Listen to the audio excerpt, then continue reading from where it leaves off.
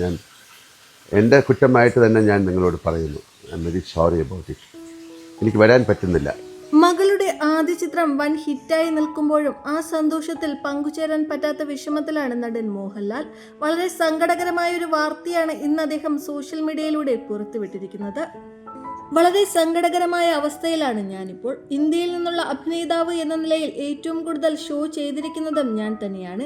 ഏറ്റവും നല്ല കോൺസെപ്റ്റുമായാണ് നിങ്ങളുടെ അടുത്തേക്ക് ഞാൻ എത്താൻ ശ്രമിച്ചത്. KS ചിത്രയടക്കം എൻ്റെ കൂടെയുള്ള എല്ലാവരും അവിടെയുണ്ട്. പക്ഷേ എനിക്ക് എത്താൻ കഴിയില്ല.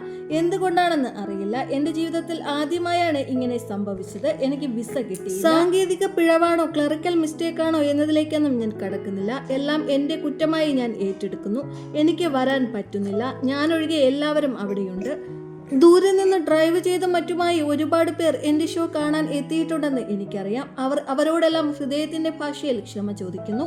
സിഡ്നിയിലെ ഷോ മാറ്റിവെക്കേണ്ടി വന്ന സാഹചര്യം എത്രത്തോളം വിഷമമുണ്ടാക്കിയെന്ന് ലാലേട്ടൻ്റെ ശബ്ദം കേട്ടാൽ തന്നെ മനസ്സിലാകും.